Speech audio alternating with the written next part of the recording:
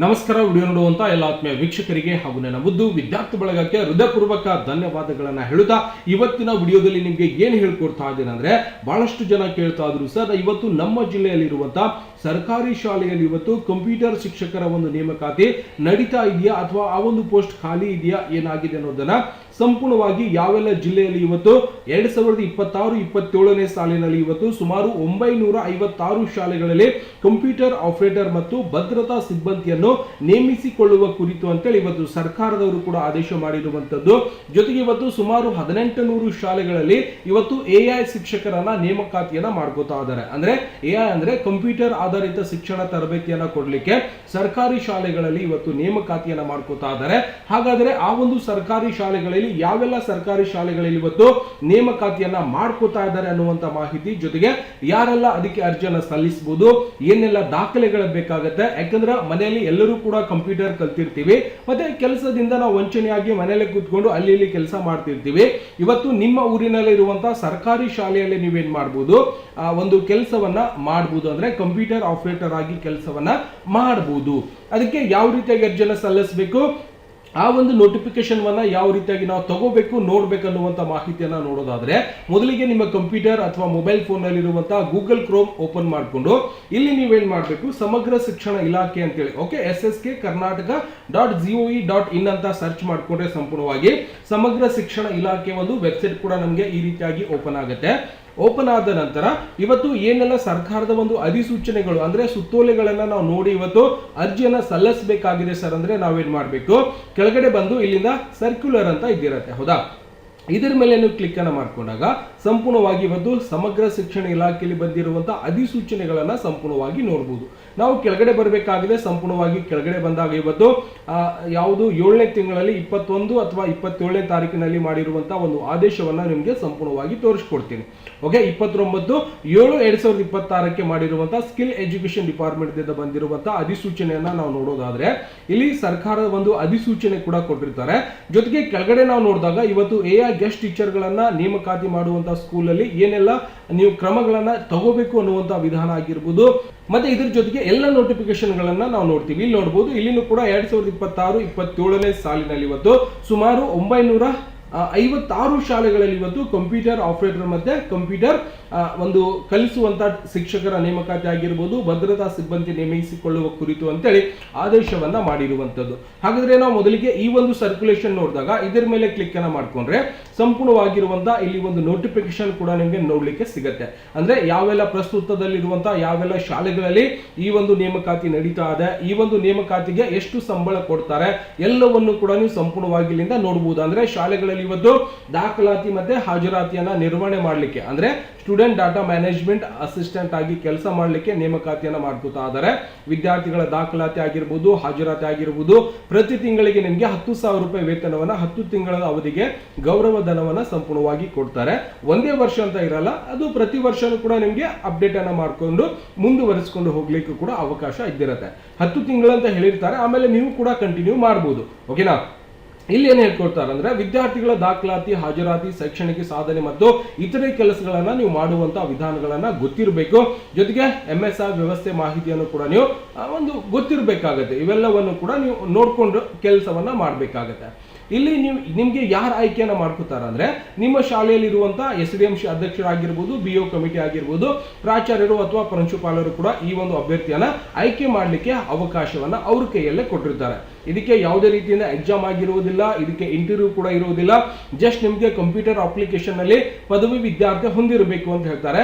ಅಭ್ಯರ್ಥಿಗಳು ಹಾಗೂ ದತ್ತಾಂಶ ನಿರ್ವಹಣೆ, MS ಆಫೀಸ್ ಜೊತೆಗೆ ಸ್ಪೈಡರ್ ಸೀಟ್ ಆಗಿರ್ಬೋದು, ಆನ್ಲೈನ್ ಒಂದು ಪೋರ್ಟಲ್ ಗಳನ್ನ ನಿರ್ವಹಣೆ ಮಾಡುವಂತದ್ದು ಹಾಗೂ ಡಿಜಿಟಲ್ ದಾಖಲೆಗಳ ನಿರ್ವಹಣೆ ಬಗ್ಗೆ ಮೂಲಭೂತ ಜ್ಞಾನ ಮತ್ತು ಕೌಶಲ್ಯ ಹೊಂದಿರುವಂತವರು ಇದಕ್ಕೆ ಅರ್ಜಿಯನ್ನ ಸಲ್ಲಿಸಬಹುದು.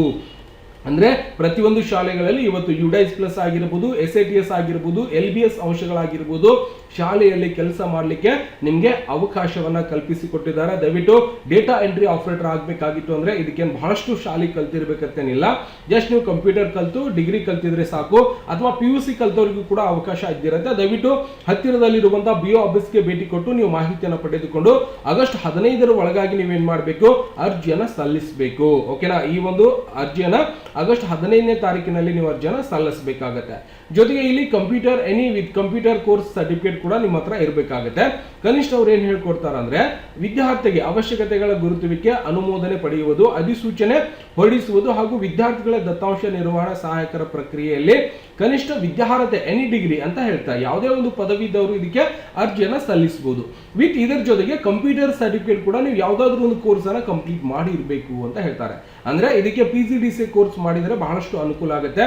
ಹಾಗಾಗಿ ಸರ್ ನಮಗೆ ಕಂಪ್ಯೂಟರ್ ಬರುತ್ತೆ, ನಾವು ಇದಕ್ಕೆ ಅರ್ಜಿಯನ್ನು ಸಲ್ಲಿಸಬೇಕಾಗಿದೆ, ನಮ್ಮ ಹತ್ರ ಕಂಪ್ಯೂಟರ್ ಸರ್ಟಿಫಿಕೇಟ್ ಇಲ್ಲ ಅಂದ್ರೂ ಕೂಡ ನಮ್ಮ ಸಂಸ್ಥೆಯಿಂದ ನಿಮಗೆ ಕಂಪ್ಯೂಟರ್ ಕೋರ್ಸಿನ ಸರ್ಟಿಫಿಕೇಟ್ ಅನ್ನ ಪ್ರೊವೈಡ್ ಮಾಡ್ತೇವೆ. ಆ ಒಂದು ಸರ್ಟಿಫಿಕೇಟ್ ಬೇಕಾಗಿತ್ತು ಅಂದ್ರೆ ಗುರು 9x ಅಂತ ಇನ್ಸ್ಟಾಗ್ರಾಮ್ ಐಡಿ ಇರುತ್ತೆ, ಅಲ್ಲಿ ಬಂದು ಕಾಂಟ್ಯಾಕ್ಟ್ ಮಾಡ್ಕೊಂಡು ನೀವು ಕಂಪ್ಯೂಟರ್ ಕೋರ್ಸಿನ ಸರ್ಟಿಫಿಕೇಟ್ ಪಡೆದುಕೊಂಡು ಅರ್ಜಿಯನ್ನು ಸಲ್ಲಿಸಿ ನೀವು ಕಂಪ್ಯೂಟರ್ ಆಪರೇಟರ್ ಆಗಿ ಕೆಲಸವನ್ನ ಮಾಡಬಹುದು. ಆಯ್ಕೆ ಸಮಿತಿ ಯಾವ ರೀತಿಯಾಗಿದ್ದಾರೆ ಅನ್ನೋದು ಕೂಡ ಕೊಟ್ಟಿರ್ತಾರೆ. ಎಲ್ಲವನ್ನು ಕೂಡ ಸಮಾಧಾನಿತ ಸಂಪೂರ್ಣವಾಗಿ ನೋಡ್ಕೊಂಡು ನೀವೇನ್ ಮಾಡಬಹುದು, ಅರ್ಜಿಯನ್ನ ಸಲ್ಲಿಸಬಹುದು.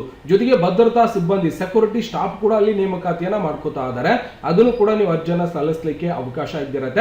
ಅದಕ್ಕೆ SSLC ಅಥವಾ PUC ಪಾಸ್ ಆದವರು ಕೂಡ ಇದಕ್ಕೆ ಅರ್ಜಿಯನ್ನು ಸಲ್ಲಿಸಲಿಕ್ಕೆ ಅವಕಾಶ ಇದ್ದಿರುತ್ತೆ. ಇದಕ್ಕೂ ಕೂಡ 10,000 ರೂಪಾಯಿ ಒಂದು ಗೌರವಧನ ವೇತನವನ್ನ ಕೂಡ ನಿಮಗೆ ಸಂಪೂರ್ಣವಾಗಿ ಕೊಡ್ತಾರೆ.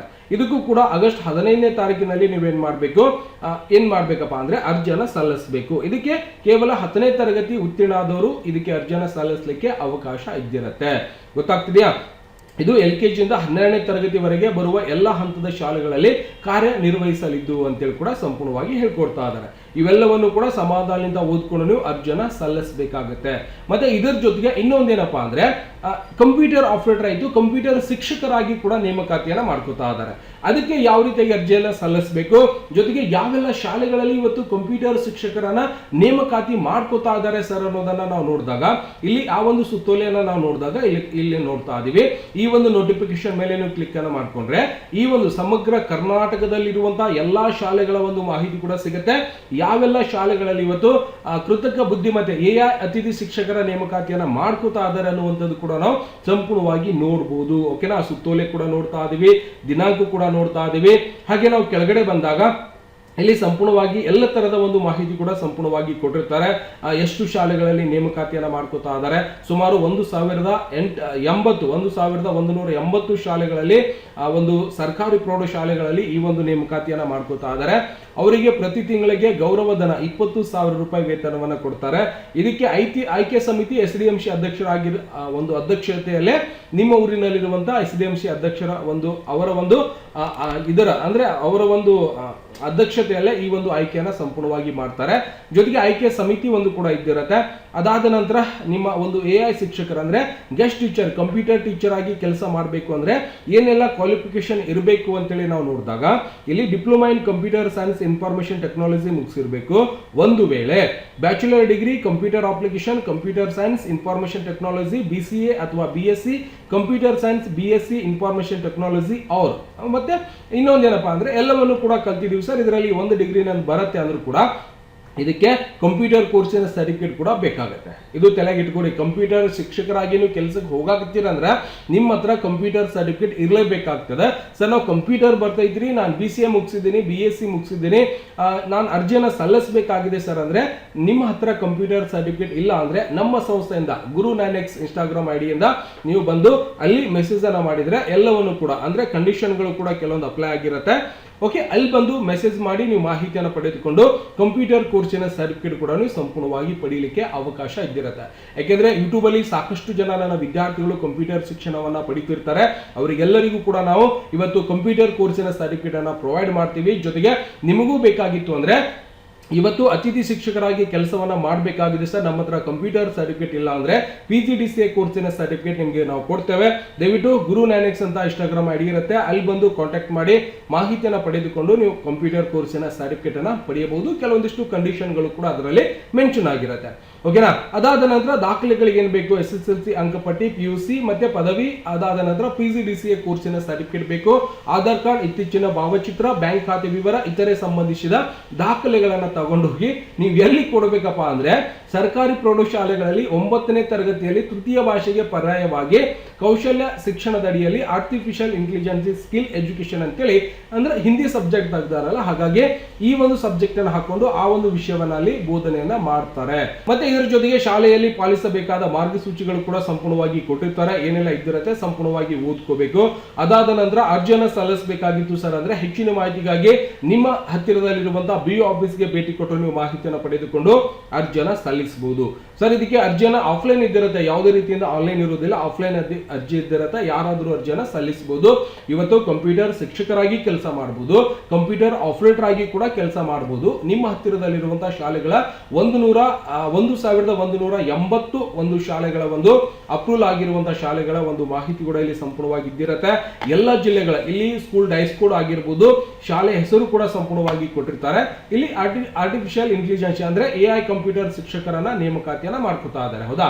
ಹಾಗಾದ್ರೆ ಎಲ್ಲಾ ಜಿಲ್ಲೆಗಳ ಒಂದು ಮಾಹಿತಿ ಕೂಡ ಈ ಒಂದು ಲಿಸ್ಟ್ ಅಲ್ಲಿ ಇದ್ದಿರುತ್ತೆ. ನೋಡಬಹುದು, ಧಾರವಾಡ, ಗದಗ, ಹಾವೇರಿ ಆಗಿರಬಹುದು, ಕಲಬುರಗಿ ಆಗಿರಬಹುದು, ಓಕೆ, ಕೊಪ್ಪಳ ಆಗಿರಬಹುದು, ಓಕೆ, ಮೈಸೂರು ಆಗಿರಬಹುದು, ಎಲ್ಲಾ ಜಿಲ್ಲೆಯ ಒಂದು ಮಾಹಿತಿ ಮತ್ತೆ ಯಾವ ಶಾಲೆಯಲ್ಲಿ ಯಾವ ಹುದ್ದೆ ಖಾಲಿ ಇದೆ ಟೋಟಲ್ ಮತ್ತೆ ಎಲ್ಲವನ್ನು ಕೂಡ ಸಮಗ್ರವಾಗಿ ನಿಮಗೆ ಈ ಒಂದು ಲಿಸ್ಟ್ ಅಲ್ಲಿ ಸಿಗುತ್ತೆ. ದಯವಿಟ್ಟು ಹತ್ತಿರದಲ್ಲಿರುವಂತಹ ಜೊತೆಗೆ ನೋಡಬಹುದು PM ಶ್ರೀ ಡಿಸ್ಟ್ರಿಕ್ಟ್ ವೈಸ್ ಸ್ಕೂಲ್ಗಳ ಲಿಸ್ಟ್ ಕೂಡ ಇದ್ದಿರುತ್ತೆ.